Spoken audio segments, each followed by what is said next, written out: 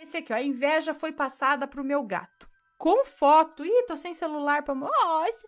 Ah, coitadinho. Bom, vamos ver. Oi, Ana, me chamo Fulana, amo o canal e os acompanho todos os dias. Vocês são o melhor canal do YouTube, obrigada. Minha vida sempre foi cercada de amigos e sempre aos fins de semana nos encontramos para reuniões e tudo mais. Entretanto, nem tudo são mar de rosas. Nem todos gostam de ver a nossa felicidade. Eu e meu marido sempre lutamos muito para ter o que temos. Não é muito, porém nos dá a satisfação em ajoelhar e agradecer a Deus o conforto que temos. Sempre que conquistamos algo, vemos na feição de alguns amigos a raiva pelos ganhos dos mesmos. Mas certo domingo, estávamos em um chá revelação de um casal de amigos, inclusive estava sendo realizado em nossa chácara, quando um pouco da bebida entra e cai na... Quando um pouco de bebida entra e cai na besteira de contar coisas... Peraí. Inclusive estava sendo realizado em nossa chácara. Quando um pouco de bebida entra e cair na besteira de contar coisas felizes que estavam acontecendo em minha vida. Então, ela bebeu um pouco e caiu na besteira de contar essas coisas boas que estavam acontecendo na vida dela. Caí na besteira de contar coisas felizes que estavam acontecendo em minha vida, ou seja, algumas conquistas e presentes que iria receber daqui a alguns dias. Até mesmo esse ocorrido foi uma semana antes do carnaval. E também contei sobre a viagem que faríamos no feriado, pois Deus foi tão bom que até um consórcio de dinheiro havia saído naquele mês. Mas, Ana, era impressionante a cara de ódio de algumas pessoas ao ver eu contar toda a alegria. Digo do fundo do meu coração, me arrependo de tudo isso. No dia seguinte, segunda-feira, retornei do trabalho. Feliz, pois faltava alguns dias para viajar e aproveitar o carnaval. Quando me deparo com a cena mais triste da minha vida. Meu gato estava com um olho totalmente negro e saltado para fora. Os olhos dele eram azuis. Ana, aquilo me doeu demais. Ele havia machucado e até hoje não sei como, mas estava gravemente machucado. Levamos ao veterinário urgente e lá descobrimos que ele precisaria fazer uma cirurgia com urgência para retirada do olho, pois, segundo o veterinário, ele estava sofrendo com muita dor. Só Deus sabe o quanto eu chorei. Enfim, foram dias mega difíceis, pois gato é muito complicado para lidar. Além de nossos planos irem todos por água abaixo, gastamos em torno de R$ 2.000 entre medicações e veterinário. Ou seja, o dinheiro para a viagem foi gasto com ele. Não me arrependo jamais, faria tudo novamente. Mas sabe, Ana, não foi só o dinheiro, foi o sofrimento que passei por 14 dias, pois não cicatrizava os pontos e ele estava muito agitado. Glória a Deus e a Nossa Senhora Aparecida, hoje ele está bem, mas passamos dias difíceis e desde aquele dia começaram a aparecer gastos que nunca imaginávamos, nos privando de muitas coisas na nossa vida. É muito triste saber que pessoas sentem tanta inveja da vida dos outros a ponto de desejar o mal. E o que mais me dói é saber que quem sofreu foi o meu pobre gatinho, ou seja, transferido a ele, pois acredito nisso. Estou enviando a foto dele para vocês verem como ele ficou. Um grande beijo a você, ao Matheus e aos bebês. Uma dica que aprendi para a vida. Sempre que estiver perto de pessoas assim, reze a oração de São Bento. Ela nunca falha. Ah lá, eu tô sem o celular aqui, mas é o gatinho deitadinho, branquinho ele. Com o olhinho costurado aqui, assim, ó. Que machuca. Nossa, não tinha nenhum sinal de atropelamento. Porque para um olho saltar, assim, de um dia pro outro, porque se ele tivesse já um problema, mas saltar de um dia pro outro, assim, ficar para fora, todo negro, e ter que arrancar. O veterinário falou o quê? Que poderia ter sido o quê? Tadinho. Então, o que eu falo? Pegou na pimenteira, pegou no gato. Vamos lá.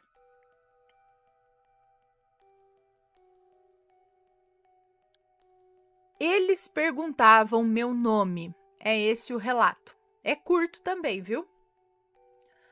Olá, Ana. Esse relato não contém nomes, pode ler tranquila. Me lembrei dos seus relatos e voltei a assistir. E assistindo alguns, me lembrei de algo que aconteceu comigo recentemente. Depois de um tempo, consegui voltar a viver. Aos poucos, vamos tentando voltar à vida. Como assim? Ah, tá. Acho que por conta disso. Meu pai faleceu em janeiro desse ano de 2022. Eu sinto muito. Foi um baque para todos nós. Minha mãe, minha irmã e eu somos sensíveis ao mundo espiritual. Se algo estava acontecendo com a minha irmã, a minha mãe sentia e logo ligava para saber se estava tudo bem. Em janeiro, meu pai passou mal, teve um AVC e foi para o hospital. Os enfermeiros, amigos, já sabiam que ele não tinha chances, mas fizeram tudo o que podiam para ajudar. Porém, o meu pai faleceu. Um detalhe é que no dia 5 de dezembro de 2021 eu tive um sonho horrível que eu estava dirigindo um ônibus e perdi o controle. E eu senti uma angústia muito grande, orei a Deus pedindo livramento. Seriam premonições do que ia acontecer? Dizem que sempre sabemos quando vamos morrer. E algo dizia para o meu pai, no dia 25 de dezembro de 2021, ele completou 71 anos e fez o seguinte comentário: se eu chegar aos 72 anos, já está bom demais. Falamos, o que é isso, pai? Você vai viver muitos anos ainda. E em 15 de janeiro de 2022 ele faleceu, menos de um mês depois de completar 71 anos. Em outubro de 2021, eu me mudei para um novo apartamento e em um dos relatos, vocês falaram sobre a sombra. Me lembrei quando percebi o mesmo no apartamento. No começo era bem claro o apartamento, mas devido à construção do novo empreendimento ao lado, percebi que o apartamento ficou mais escuro. Eu não gostei desse detalhe, mas estava feliz em começar a montar o meu novo cantinho. Nas primeiras noites, morando sozinha, foi tudo tranquilo, mas em algumas noites eu vejo vultos. Quando meu pai ficou doente, eu fui dormir na casa dos meus pais e quando ele faleceu, eu fiquei dormindo na casa da minha mãe por um mês. Voltei para o apartamento e já na primeira noite foi bem difícil dormir. Acordei de madrugada com uma sombra perguntando o meu nome e eu respondi: sou fulana. Na segunda noite também aconteceu de novo. Avisei minha irmã o que estava acontecendo e comecei a orar, pedindo a Deus proteção. Na terceira noite vieram 3 sombras e eu fiquei paralisada.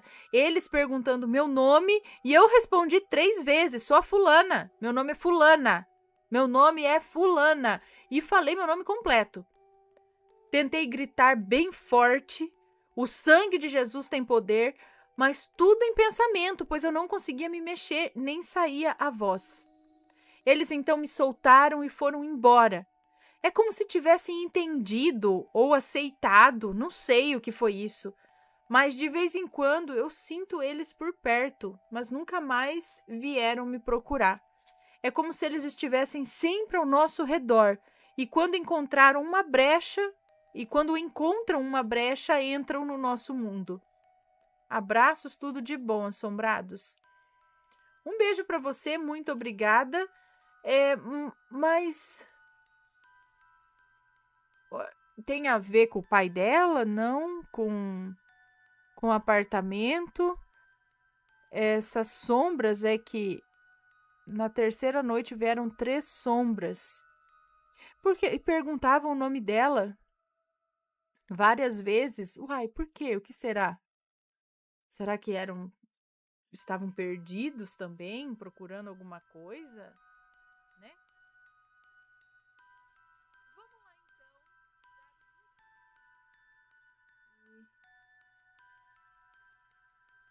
então. Ok. Meu pai veio avisar. Olá, Aninha, assombrados, meu nome é Fulana, mas pode me chamar de Fulana, ai que máximo, Aninha. Os nomes estarão trocados.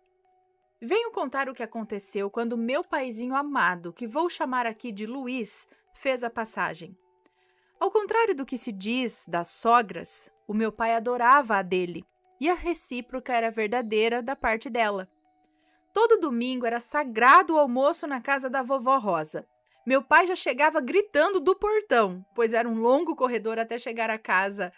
E ele gritava: "Veia, cheguei!" E era uma festa. Vovó era médium vidente e clareaudiente, assim que fala. E ela ouvia e via. Ou seja, ela via e ouvia os espíritos. Sabe, Aninha, quando eu passeava com ela, pois era privilegiada por ser a primeira neta, e passávamos em frente a bares ou cemitérios, ela dizia: "Filha, ali tem mais espíritos do que gente." Bom, voltando ao relato, em 18 de fevereiro de 1978, o meu pai sofreu um AVC. No caso, era o segundo em menos de 2 anos, e esse eu presenciei. Foi um corre-corre. Os vizinhos vieram para acudir minha mãe, Marina, desesperada, e assim ele foi levado às pressas para o hospital. Ele foi internado direto na UTI, em estado de coma, e mal sabia eu que seria a última vez que veria o meu paizinho vivo. Passaram-se os dias e na madrugada de 22 para 23 de fevereiro de 78, às 4 da manhã, minha avó acordou com meu pai gritando no portão: "Véia, cheguei!" Ela já sabia do que se tratava e acordou seu marido, João. "João, acorda, vamos para o hospital." O Luiz se foi, pois ele veio me avisar. "Imagina, Rosa, volte a dormir", disse o João incrédulo. "João, levanta, ou eu vou sozinha. Eu tenho que avisar a Marina." O João então disse: "Calma, Rosa, ninguém ligou do hospital."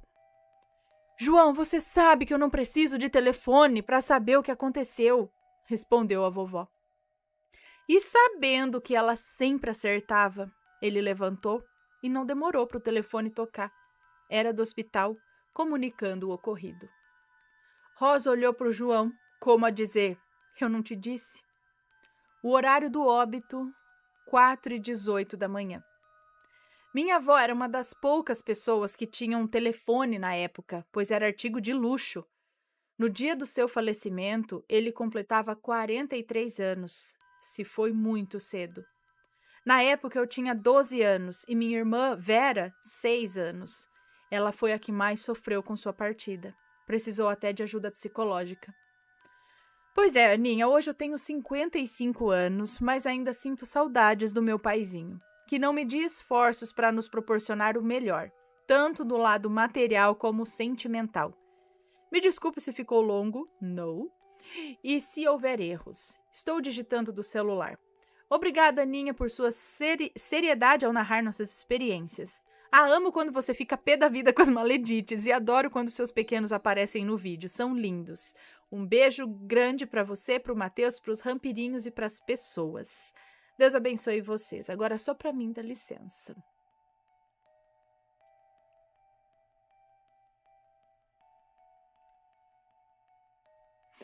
Um beijo para você, muito obrigada.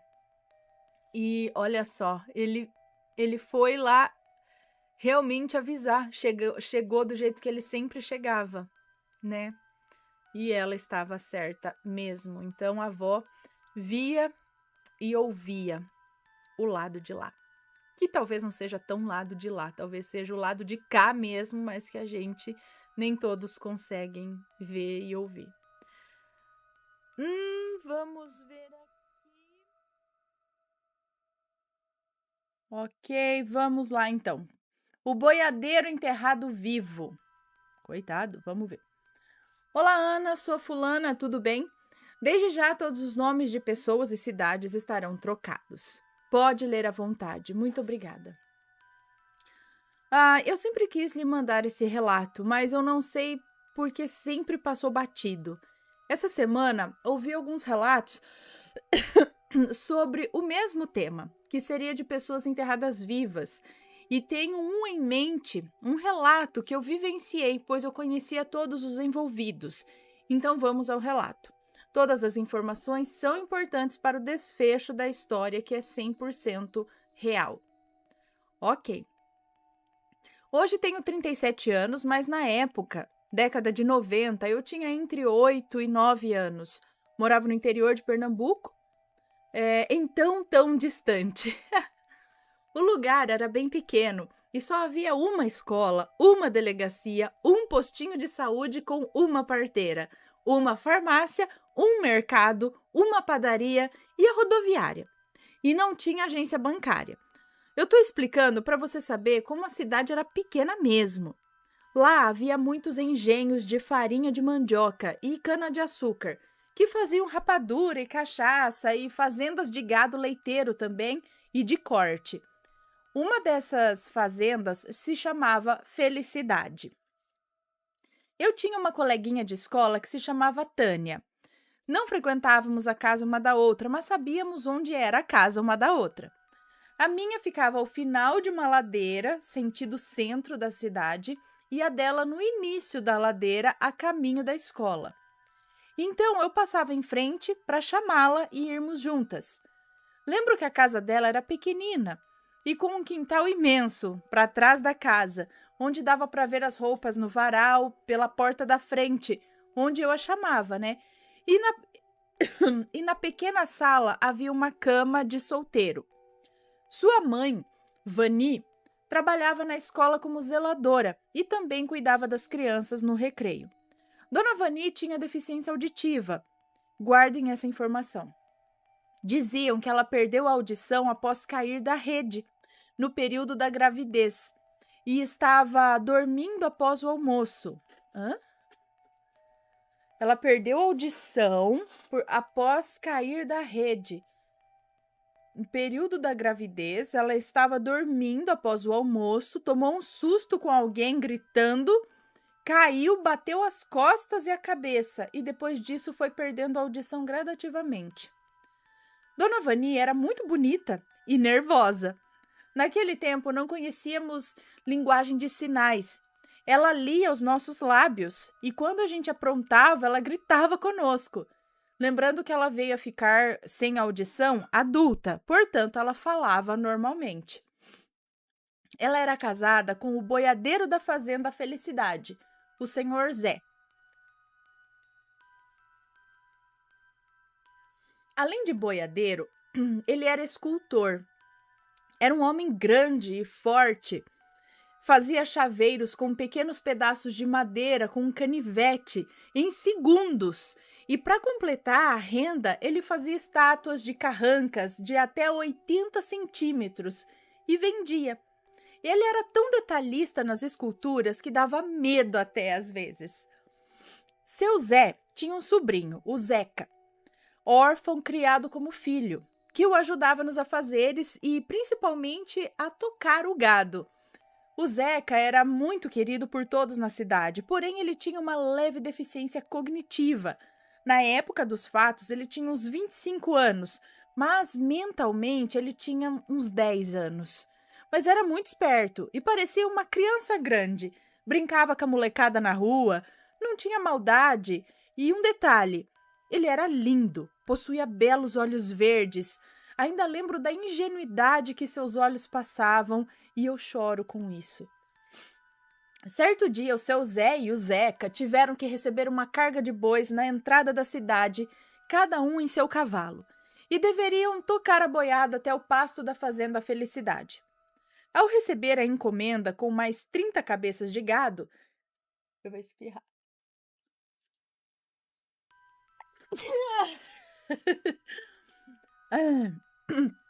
Ai. Obrigada, quem me disse saúde. Amém, quem me disse Deus abençoe. Vamos lá, continuando. Cadê? Ao receber a encomenda com mais 30 cabeças de gado, seu Zé percebeu que um boi se destacava pelo tamanho, pela força e pela braveza. pois desceu do caminhão pulando, jogando as patas traseiras para o alto, o que poderia causar muita confusão, e pediu para o Zeca ir buscar mais um capataz para ajudar, pois sentia que o boi daria trabalho. Enquanto isso, ele ficou parado, montado em seu cavalo no meio da praça da cidade, e naquele tempo essa situação era normal, não havia tantos carros pela rua. O capataz chegou e amansou o boi. Eles seguiram para a fazenda, no meio da estrada de terra. E no meio da estrada de terra, ao ouvir o som do berrante, o boi debandou e pulou e começou a esbravejar, fazendo os outros bois correrem também. E os cavalos se assustaram. O cavalo do senhor José se colocou em 2 patas, o levando ao chão. E nesse momento, o boi bravo pisou no seu Zé, na cabeça. E pulou, batendo a segunda vez com as patas traseiras de novo na cabeça, o que o fez ficar desacordado em meio ao sangue que surgiu ali. Nesse momento, o desespero bateu, mas o capataz teve que pensar friamente e atirou no pobre do boi também, porque o boi era bravo, mas coitado, né? Mais fazer o quê? Para parar aquela... Enfim, não tinha tranquilizante, nada, né? Mas enfim, atirou no boi. Zeca, em desespero, ajoelhou-se aos pés do tio e pedia a Deus e a Nossa... Meu Deus, imagina que cena. Pedia a Deus e a Nossa Senhora para que ele não morresse. O capataz pediu ajuda aos trabalhadores que estavam no canavial ao lado da estrada. Não havia carros próximos, apenas um trator. Zeca colocou seu tio nas costas e, com força sobre-humana, subiu no trator com o tio nas costas e foram para o posto da cidade. Não havia médico e a parteira foi atrás do Juca, motorista da única ambulância da cidade, e assim o seu Zé foi para o hospital de outra cidade. Porém, os recursos do outro hospital também eram escassos. Ele ficou por muito tempo internado e em coma, e o Juca era muito amigo da sua família.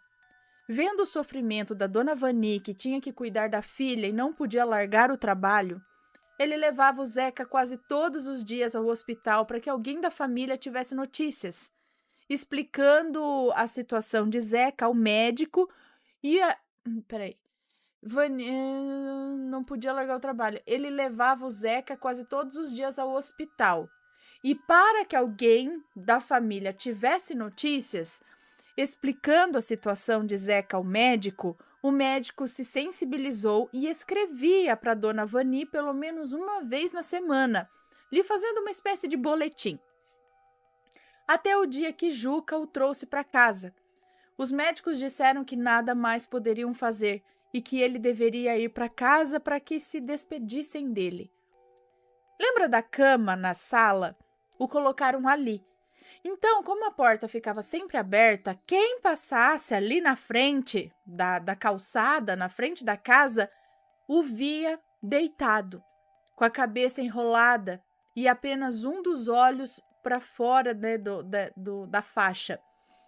Eu era criança e tinha muito medo disso. O Zeca sempre estava do lado para ajudar. Um dia, foi avisado pelo alto-falante da igreja que o seu Zé havia falecido e que era para irmos velar seu corpo em sua residência.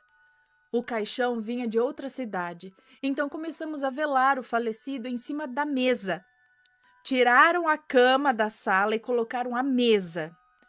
Gente, Vani e Tânia estavam desoladas. Eu fiquei próxima delas sem nada dizer. Seu Zé estava enrolado num lençol branco da cabeça aos pés. Eu olhava tão fixamente que vi o pé dele se mexer. E o Zeca também viu. Fomos avisar para Vani que nos expulsou de sua casa, dizendo que estávamos de firula. Eu saí de lá arrasada com o Zeca. Ele me deixou na porta da minha casa e voltou para a casa do tio, só que ficou sentado do outro lado da rua. Ao que ficamos sabendo, mais pessoas avisaram a Vani, mas ela não via e achava que estavam zombando dela. Por fim, aconteceu o enterro. Zeca foi ficando triste, não brincava mais com as crianças, não queria mais ir à fazenda e começou a ficar doente. Dizia que sonhava com seu tio, dizendo que não estava em paz, pois foi enterrado vivo e não conseguia respirar. Cada vez que Zeca abria a boca para falar a respeito disso, ele era taxado de doido, de retardado, e ele chorava, dizendo que não era isso, e isso me dói até hoje.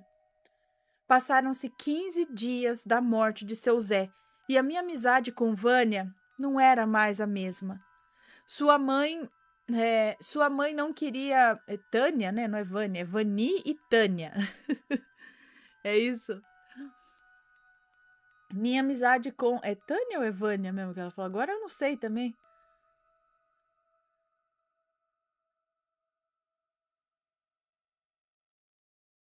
Bom, não sei, perdi aqui. Acho que é Tânia, né? Minha, minha amizade com... É Vânia mesmo? Tânia? Ah, não sei. Vou ler o que está escrito aqui. Minha amizade com Vânia não era mais a mesma. Sua mãe não queria mais que ela falasse comigo e ela me encarava feio na escola. Me lembro de sua expressão fechada e dura comigo e me chamava de 4 olhos mentirosa. Aquilo me doía demais, pois eu amava a Vânia. Mas ser chamada de mentirosa por ter dito a verdade, isso acabava comigo. Nesse dia em questão, eu tive que voltar correndo para casa com medo de apanhar das outras crianças, pois por causa da Vânia estavam com raiva de mim e queriam me bater. Cheguei em casa esbaforida e ao pôr o pé em casa, a ambulância subiu a ladeira a milhão, né? Com sirene ligada e tudo. E o Juca chorando e gritando: Zeca morreu! O Zeca morreu! Foram apurar o que houve e Juca começou a contar que estava vindo da outra cidade e encontrou Zeca caminhando sozinho e triste e ofereceu-lhe uma carona. Contou que ao perguntar por que de sua tristeza, Zeca falou que sentia falta do tio e que sonhava muito com ele pedindo ajuda, pois havia sido enterrado vivo e que não sabia o que fazer para ajudar. Juca se arrepiou inteiro e disse para ele rezar, que logo isso ia passar. Perguntou onde ele queria ficar, para poder descer do carro, né? E Zeca disse que desceria no trevo, perto da fazenda. Juca disse que o fluxo de lá era perigoso, pois passava ônibus da usina e caminhões carregados de cana. Zeca disse que já estava acostumado. Meio a contragosto, Juca parou no trevo, se certificando que não havia caminhão nem ônibus oferecendo risco ali. Zeca desceu, agradeceu e Juca reparou que agora havia um ônibus vindo e avisou para o Zeca não atravessar. Juca disse que sua última lembrança foi dos olhos verdes de Zeca e olhando, com os olhos verdes de Zeca o olhando e com um sorriso triste ele respondeu: vai dar tempo. Quando se ouviu apenas o barulho da colisão e o desespero do motorista do ônibus gritando por Nossa Senhora e dizendo que não houve tempo de parar. Ana Zeca morreu na hora. Juca ficou em choque. A cidade se mobilizou para dar a Zeca um lindo enterro. Ele estava vestido de branco e sua feição era leve. Sua tia Vani e sua prima estavam com as feições duras, secas, como se não o tivessem perdoado, sabe? Aí veio o momento de abrir a cova onde também estava enterrado seu tio tão querido. E todos nós pudemos ver que o seu caixão estava com a tampa quebrada. A parede de cal branca do túmulo toda arranhada e cheia de sangue e lascas de unha. E o boiadeiro estava de bruços no caixão. Eu estava lá com a minha avó, que não deixou eu me aproximar de Vani nem de Tânia. É Tânia, Vânia, não sei. Não me deixou aproximar de Vani nem de Tânia, que choravam abraçadas e ajoelhadas pedindo perdão. E Zeca finalmente foi perdoado pelo pecado de ter contado a verdade e pôde descansar ao lado de seu tio. Passaram-se alguns dias, Vani e Tânia foram embora da cidade e em poucos anos também saí e nunca mais tive notícias. Fim. Obrigada por contar meu relato. Sei que ficou longo. Desculpa os erros de português. Beijo pra você, pro Matheus, pros bebês rampirinhos e pros pets. Manda um beijo pra minha filha e pro meu marido, que morre de medo dos relatos. Amo você pessoal, não se esqueçam do like e façam uma visitinha na loja assombrada. Agora só pra mim, dá licença. Ah.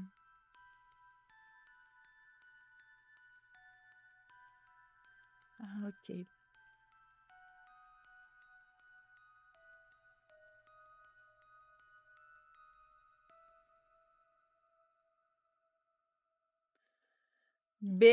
Nossa, gente, olha lá. O moço falando que tá sonhando que ele tava vivo e tava mesmo. Foi enterrado vivo. Ele tava em coma ainda. Aí acharam, acho que ele morreu, não sei, mas ele voltou no caixão. Ai, gente, que situação. Coitado do Zeca. Tava falando a verdade. Pois é, nossa. Bom, vamos lá. O mistério de um poço. Eu que dei esse nome aqui porque ele tava com outro nome, mas aí eu achei esse nome assim legal. Então vamos lá. Há algum tempo venho querendo lhes contar um caso que vivenciei, que talvez seja interessante ou não. Nem eu mesma sei analisar o que eu e minha família passamos, mas quem sabe vocês consigam. Há 5 anos atrás, eu conheci meu marido, numa cidade longe daqui. Nos encontramos ocasionalmente em um barzinho durante uma festa. Ficamos uma noite juntos, conversamos muito e, sem maiores contatos, passamos quase 2 meses sem nos ver. Após isso, 2 meses mais tarde, voltamos a nos encontrar numa roda de amigos e horas depois ele me pediu em namoro. Tudo muito bem, tudo muito bom, mas nos víamos poucas vezes. Morávamos longe um do outro. Eu no centro da cidade, ele numa cidade nos arredores, coisa de 2 horas da minha casa. Com o passar do tempo, comecei a perceber que eles... Tá tudo certo?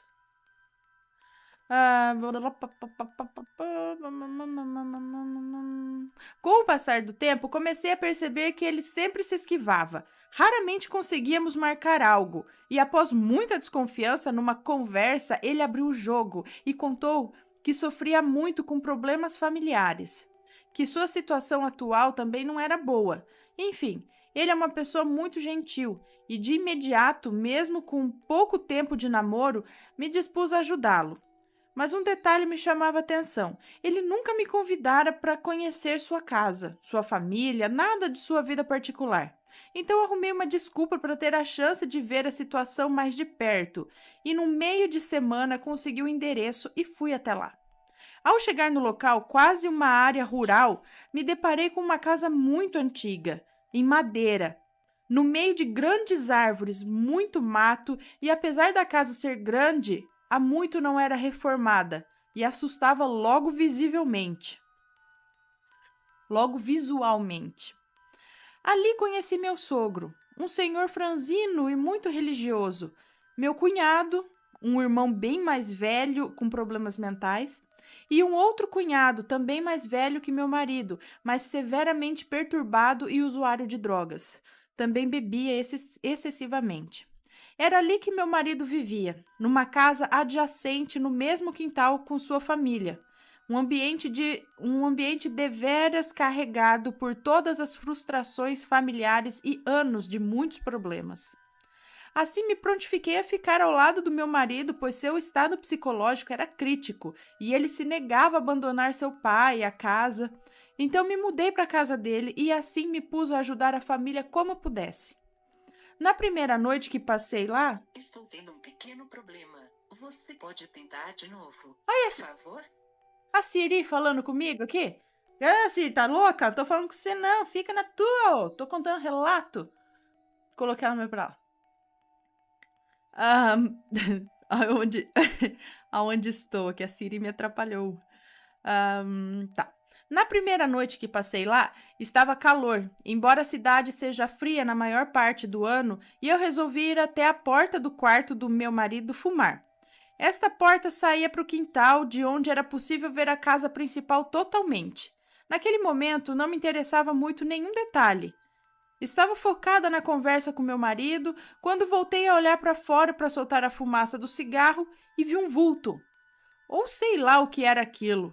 Passar rapidamente e entrar pela porta dos fundos na casa principal. Aquilo foi um susto imenso, mas me contive e não demonstrei ao meu marido. Não queria que ele pensasse que eu era louca ou algo assim. Meu marido era um homem simples, muito religioso, pregado ao catolicismo. Passei meus dias sem contar nada, mas a todo momento era uma sensação estranha. Parecia ter algo ali. Naquele imenso terreno, cheio de mato e árvores que nos vigiava, além do meu cunhado drogado que vira e mexe tinha surtos e gritava pelo quintal, sempre falando que tinha alguém vigiando ele, que ele tinha medo. E era algo muito assustador. Na casa principal existiam 4 quartos, uma sala, uma cozinha com 2 espaços e uma pequena lavanderia. Mas um detalhe certo dia me chamou a atenção. Certa tarde, fui descer uma escadinha dos fundos que saía no quarto externo do meu marido. Isso durante a tarde, com sol e tal. E quando terminei de descer, tomei um choque. Fui paralisada ou algo assim. Só sei que me senti como se tivesse batido contra uma parede de vidro, bem resistente, e não conseguia me mexer. Meu marido me observava na porta de seu quarto a menos de 5 metros, sem entender o que se passava. Naquele momento, minha visão ficou turva e veio a imagem de um poço cheio de água até a boca e muitas pessoas estranhas, vestidas de branco, dentro, pedindo socorro. Levei alguns segundos para voltar e quando voltei a mim estava apavorada. Evitei contar ao meu marido, disse apenas que não me senti bem. Naquela noite passei muito mal, vomitei muito, assim fui descansar cedo. Durante o sono sonhei que eu entrava em uma casa diferente. Parecia com o local que estávamos, mas era diferente. Eu vi pessoas bebendo e num canto de uma sala vi meu sogro e meu cunhado drogado. Naquele momento, este meu cunhado pediu ao meu marido que precisava falar comigo em particular e seguimos os 3 a uma pequena saleta da onde de repente apareceu um corredor. Em madeira, cheio de portas que pareciam aqueles de hospital com vidros fumê no meio. Neste momento, meu marido nos deu licença para conversarmos e nos sentamos num degrau em uma daquelas portas. Ao lado havia uma outra porta, uma porta dupla, daquelas que vai e vem, igual o corredor de hospital, que estava aberta, mas não olhamos o que tinha dentro dela. Apenas conversamos algo que eu não lembro, mas que lembro a feição preocupada do meu cunhado. Naquele momento começou a escorrer uma água suja vinda daquela sala aberta, com sangue podre, muita sujeira aos montes, e de repente 2 enfermeiros apareceram rindo debochadamente e puxando aquela água com rodos, e olharam para nós e disseram: "Vocês não têm noção do que somos capazes de fazer." E riam muito alto.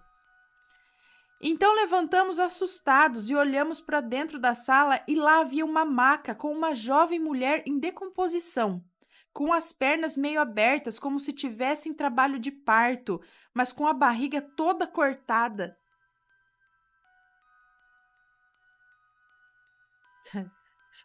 Era aí que tá fora de ordem aqui.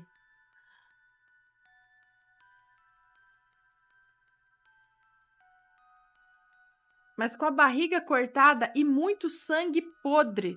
No chão havia um feto quase formado, morto, no mesmo estado. Nós gritávamos perguntando o que eles tinham feito e eles riam e riam.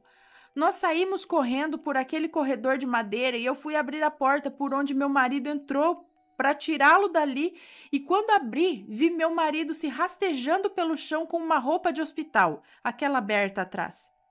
Como louco. Neste momento senti um baque e acordei. Quando abri os olhos, tinha uma mulher ao meu lado, de pé, do lado da cama. me olhando sobre a luz de um forte abajur que tinha no quarto. Uma moça nova com uma roupa antiga, uma blusa preta e uma saia florida, de cabelo Chanel, pele branca e estava muito séria a me olhar fixamente. Eu me senti congelada naquele momento e apavorada. Tentava gritar, mas não conseguia, então ela sumiu.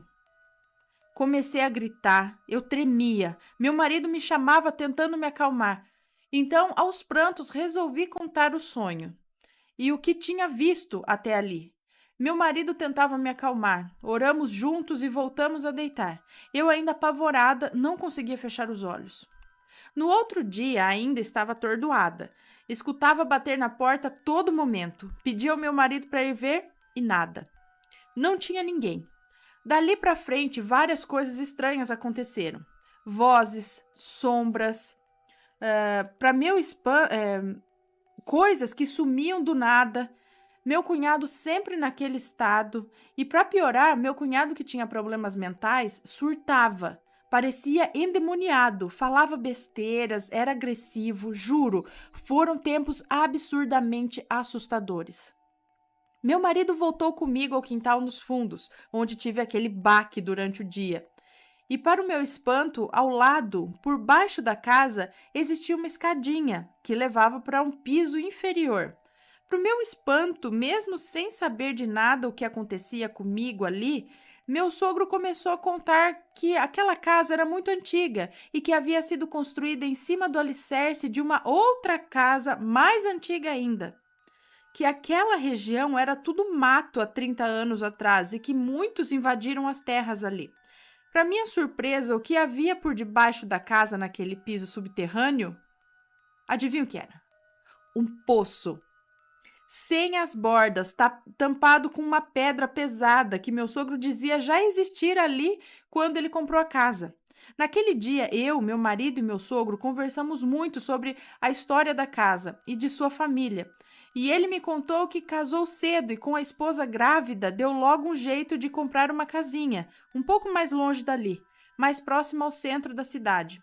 Esta casa foi vendida ao meu sogro por um preço muito abaixo do preço. E por quê? Porque ali uma mulher havia sido assassinada pelo marido a machadadas no meio da sala e ninguém mais queria morar lá. Mesmo assim, meu sogro comprou e, mesmo havendo uma bruta mancha de sangue no piso de madeira da sala, que não saía, eles moraram lá alguns poucos anos. Infelizmente, a casa foi vendida a eles sem documentação. Era herança que corria na justiça e logo apareceu os verdadeiros donos. Meu sogro, muito humilde, deu um jeito de achar outro lugar e mudou-se para a casa que falava a princípio, muito afastada de lá. No dia da mudança, enquanto entravam naquela casa sem luz, sem água encanada, no meio do nada, uma vizinha mais próxima foi até lá. Tacou pedras no telhado e gritava: "Vão embora! Ninguém pode morar aí! Que era para ir embora dali!" Sem se importar, eles seguiram a vida, agora com alguns filhos a mais. Logo nos primeiros dias, coisas estranhas aconteciam.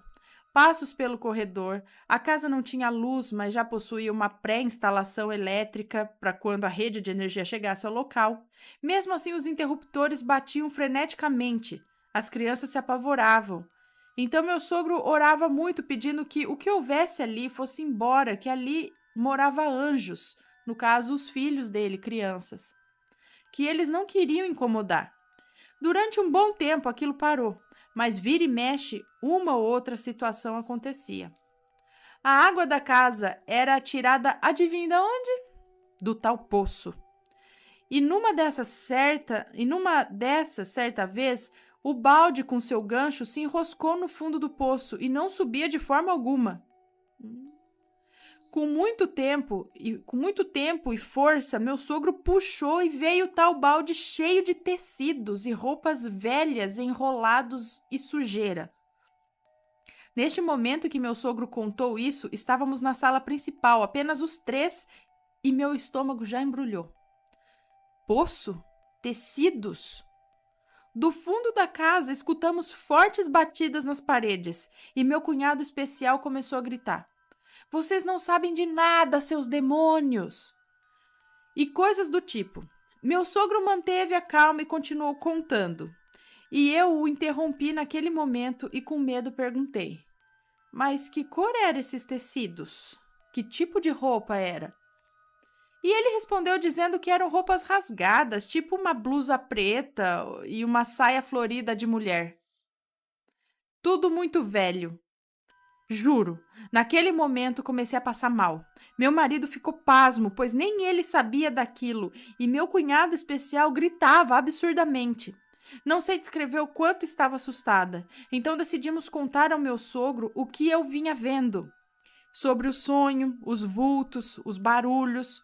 Meu sogro completou dizendo que por muito tempo escutou choro de bebê na casa, sem ao menos haver um lá. Decidimos encerrar a conversa e meu sogro dizendo para orarmos muito, sempre. Quando saímos da sala para o corredor, topamos justamente com meu cunhado especial no fim dele, de pé, nos olhando fixamente. Um olhar horrível. Passamos por ele sem falar nada e voltamos ao nosso quarto. Lá, eu e meu marido conversamos muito e chegamos à conclusão...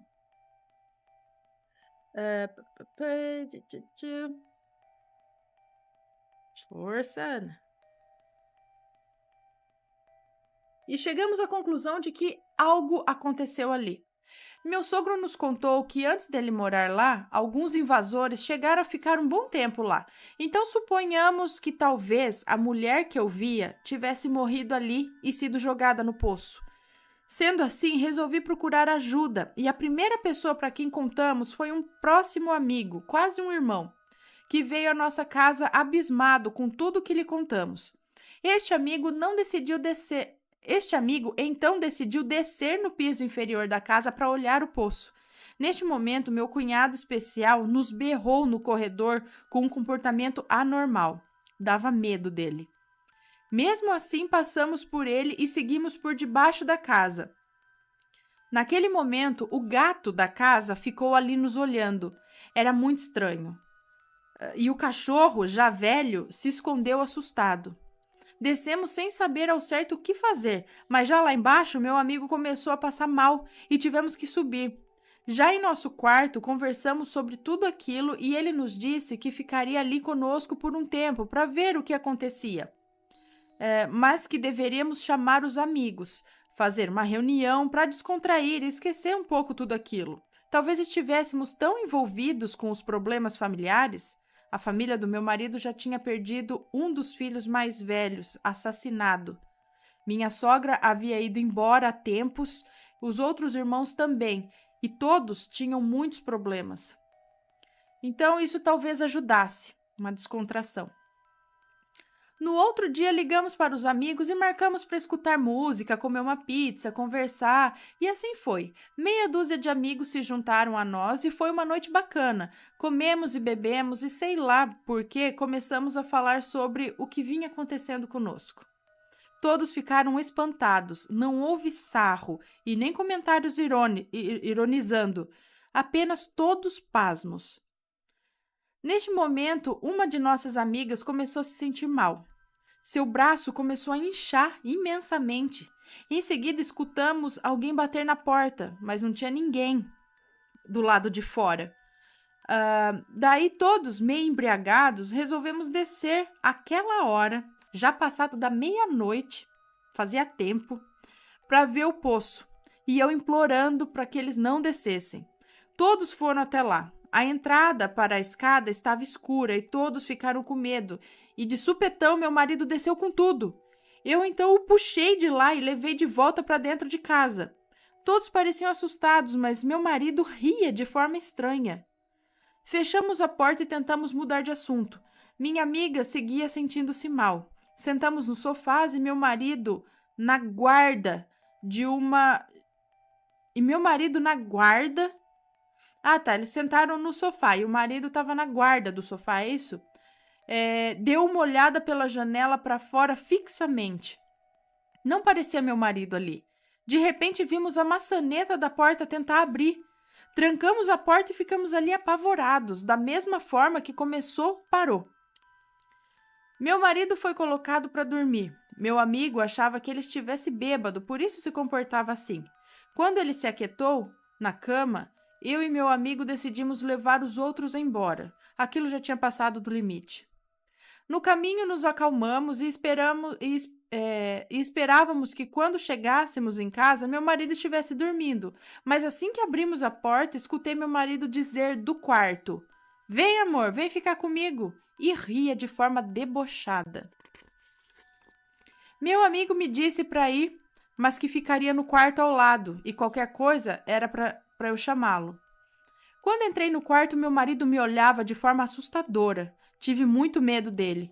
Não era ele ali.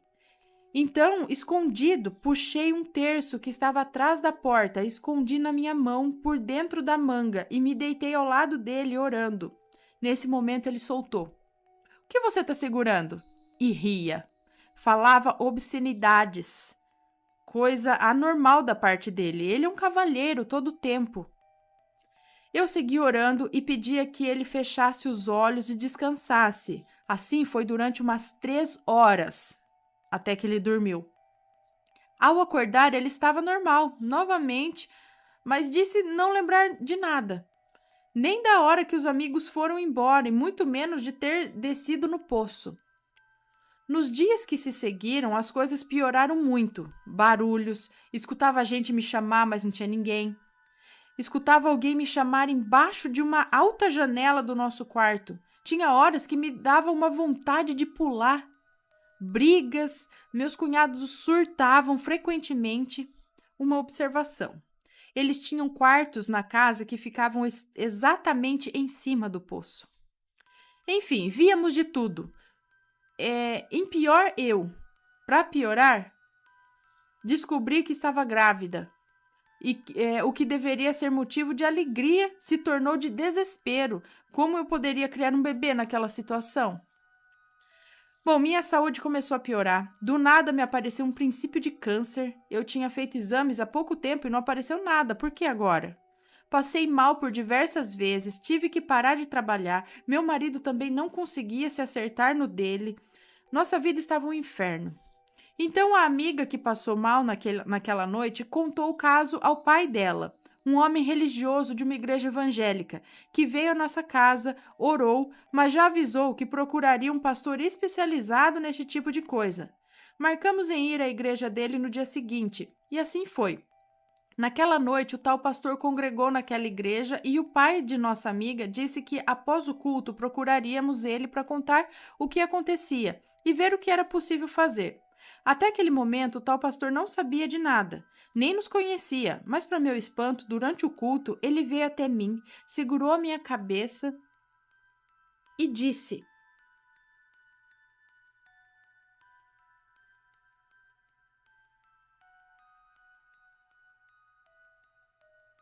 "Irmã, você está esquecendo quem é. Não deixe isso te dominar. Seja forte." Juro, aquilo foi assustador. Após o culto, corremos juntos para falar com o tal pastor. Ele não era daquela igreja e ia ali apenas em dias esporádicos. O pai da nossa amiga o chamou, dizendo: "Por favor, pastor, nos escute. Este casal está passando por uma situação muito séria." Nesse momento, o pastor já o interrompeu, dizendo: "Eu sei disso. Eu vi a coisa negra seguindo ela quando entraram na igreja. Eu sei, farei o possível para ajudar." Mas era visível que o pastor parecia ter medo de nós, e apesar de prometer ir à nossa casa, ele nunca apareceu. O pai da minha amiga ainda tentou ir mais algumas vezes na tentativa de benzer a casa, mas nada. Tudo piorava. Então decidimos falar com um amigo que era espírita e entendia dessas coisas, e a resposta foi: "Sim, eu posso ajudar, mas preciso de uns dias para me preparar." Percebíamos que ele estava abalado com a história e, apesar de nos orientar em algumas coisas, até para nossa segurança, ele tinha medo daquilo. Percebi então que aquilo poderia comprometê-lo ou prejudicá-lo de alguma forma. Eu e meu marido então decidimos sair da casa. Primeiramente, tentamos incentivar meu sogro a vendê-la e que todos mudássemos de lá, juntos. Mas meu sogro disse que ele tem uma história ali, que as memórias dele estavam ali. Tentamos por diversas vezes até que o meu médico disse que a minha situação era crítica e que a minha gravidez era de alto risco. Então decidimos sair do estado sem meu sogro. E assim foi. Do dia para a noite resolvemos o que podíamos e saímos da casa com muito pesar. Fomos para outro estado onde hoje estamos bem. Nunca mais vi o meu marido. Não, nunca mais vi o meu. Nunca mais vi nada ou o meu marido viu. Ninguém mais viu nada, nenhuma aparição. Minha saúde não é mais a mesma, mas melhorei bastante. Ainda terei que passar por uma cirurgia, mas por hora nosso bebê. Peraí. Minha saúde não é mais a mesma, mas melhorei bastante. Ainda terei que passar por cirurgia, mas por hora estou ótima. Nossa vida seguiu. A casa ainda está lá. Nossos parentes também. Não tivemos mais coragem de voltar naquela casa. O nosso bebê infelizmente não resistiu ao parto. E vira e mexe recebemos ligações do inferno que vive quem mora lá. Mas aparentemente a fé absoluta do meu sogro os protege. Só não sei até quando. Vivemos esperando uma notícia ruim de lá. Mas não há o que fazer. Até tentamos cogitar a possibilidade de drenar o poço para saber se tem algo realmente lá embaixo. Mas algumas pessoas dizem que pode ser pior. Só o que sei é que hoje quero paz e continuar a viver assim. Se há alguma coisa lá, ficará lá. Sei que pode parecer absurdo, mas é o que vivemos. Estamos mandando o relato lá, só que não queremos mais viver essa história. Estamos mandando o relato por uma opinião, talvez para que tivesse uma opinião. Talvez fosse bom, pois até hoje nem sabemos o que pensar ou que fosse um caso bacana para Ana contar. Tá. Então, eles enviaram esse relato mais para saber se alguém sabe de alguma coisa, possa dar uma luz, saber o que acontecia lá. Mas o final aqui ficou meio confuso, mas termina o relato aqui. Ela manda um grande abraço. Hein? Essa casa tinha um poço no fundo e provavelmente alguma coisa estava avisando, né, a moça aí por sonho. Ela viu, no que ela teve aquele sonho daqueles homens, como se fosse num hospital, puxando com rodo uma água suja, cheia de sangue, e lá dentro tinha uma mulher deitada com uma barriga e o feto no chão. E aqueles homens fazendo aquelas coisas. E a hora que ela acorda, ela viu uma mulher de blusa preta, saia florida, de cabelo Chanel. E depois o sogro dela fala que quando o balde enroscou no poço, ele tirou essas roupas lá. Uma roupa de mulher, blusa preta e saia florida. É a mesma mulher que ela viu. Alguma coisa aconteceu lá, mas ela não sabe dizer o quê e nem quer voltar lá para investigar. O oi estranho. Olá, Ana, tudo bem? Tudo jóia. Hoje eu vim contar uma história curta, mas é muito interessante e assustadora também. Eu sou fonoaudióloga, então vocês podem deduzir que a maioria dos meus pacientes, crianças, eles não falam, e eu trabalho com a estimulação da fala deles como uma pré-linguística, fazendo uma base antes da fala. Nesse dia, eu estava atendendo uma paciente de 4 anos bilíngue, com a mãe australiana e o pai brasileiro. Essa paciente escolheu o inglês como língua materna e primária. Por isso, ela não falava português e arriscava no inglês as pouquíssimas vezes que falava. Eu estava sentada com ela em uma pequena mesa vermelha que ficava dentro da minha sala, utilizada apenas para pacientes pequenos. O relógio, que ficava localizado na mesa maior branca, mostrava 10 minutos para acabar a sessão, ou seja, 6h50 da tarde. E eu comecei a recolher os brinquedos e pedi para a paciente me ajudar. Com gestos e fala. Eu pedi para ela me ajudar com gestos e fala. É isso? As sessões geralmente eram conduzidas comigo e a paciente, sem a ajuda dos responsáveis na sala, com janelas e portas fechadas. A sala estava silenciosa. Quando então ouço um oi. Saiu meio viril e bem grave, na verdade, oi. Era tipo um oi masculino, né? A paciente voltou o olhar para mim, sem dizer nada, mas a sua expressão era de espanto. Eu falei que estava tudo bem e dei um sorriso, mas confesso que eu fiquei com medo. Depois que eu terminei o atendimento, eu tranquei tudo e fiquei me perguntando o motivo disso ter acontecido. Beijos, Anne assombrados. Um beijo para você, muito obrigada. Então ela também escutou. É que ela não fala assim, bem, talvez para expressar ou perguntar o que aconteceu, né? Mas pela expressãozinha dela e olhar para você, que era a única pessoa que estava ali dentro também, né? Automaticamente seria você que falou, mas com uma voz grave, viril, né? De homem, sei lá, uma voz assim. Tipo, oi, você. Que voz é essa, tia? Nela, a garotinha deve ter ficado meio assustada também, ou confusa, né? E ela também, agora, da onde que veio? Será que. É o que eu falo, às vezes. Tem algum espírito que tá passando por ali, que tá tentando um contato, uma comunicação. Alguém me vê, alguém pode me ajudar, tal coisa, entendeu? E de repente entrou ali e conseguiu esse contato. E só, acabou, pronto. De repente acho que ele vai embora, ou. Não sei. Eu penso que pode ser isso, que não é exatamente uma assombração que vai te atormentar o tempo todo ali, fazer morada no seu consultório, entendeu? Talvez alguém que tenha acompanhado até a garotinha por algum motivo, né? E estava tentando, sei lá, até ajudar, vai saber, né? Ler mais relatos aqui pedidos. E o próximo relato pedido aqui é pagamento de promessa a Nossa Senhora Desatadora dos Nós e Nossa Senhora Aparecida. Boa noite, Anne e assombrados. Me chamo Fulana, mas pode me chamar de Fulana. Sempre quis dizer isso. Sou da cidade de São Gonçalo, Rio de Janeiro, e esse é o meu primeiro relato. Pode ler tranquila, pois não possui nomes. No início do ano passado,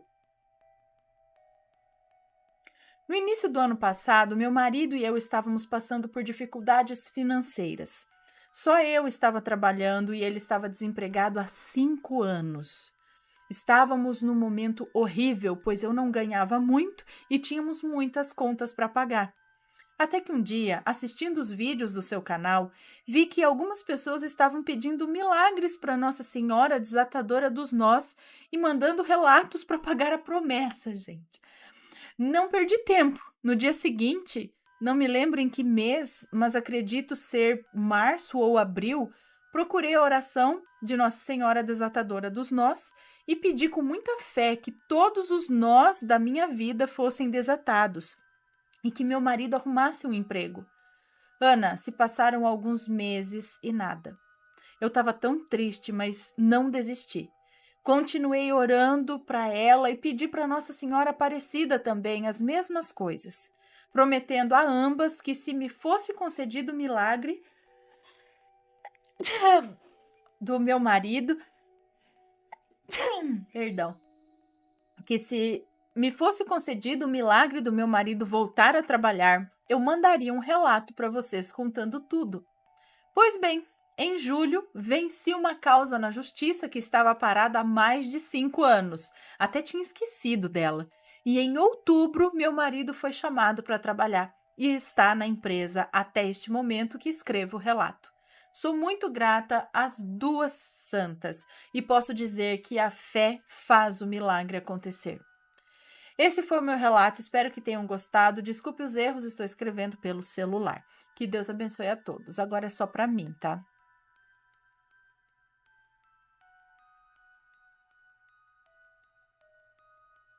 Que legal, muito obrigada. Que bom, né, que coisas bonitas e boas assim acontecem, mas eu acredito também muito na força da pessoa, na fé, né? quando a pessoa tá ali empenhada e na fé mesmo, acreditando, pode falar o que quiser, mas eu tô acreditando e pedindo lá, né, pra Nossa Senhora, pra Deus, enfim. Mas ali, com fé, é isso que faz, como ela diz, a diferença. Né? Porque a gente pode pedir, mas é diferente quando... É diferente. Contado aqui o relato. Está gostando dos relatos no Reverso Assombrado? Então não se esqueça de deixar o seu like. E é claro, se ainda não for inscrito, se inscreva.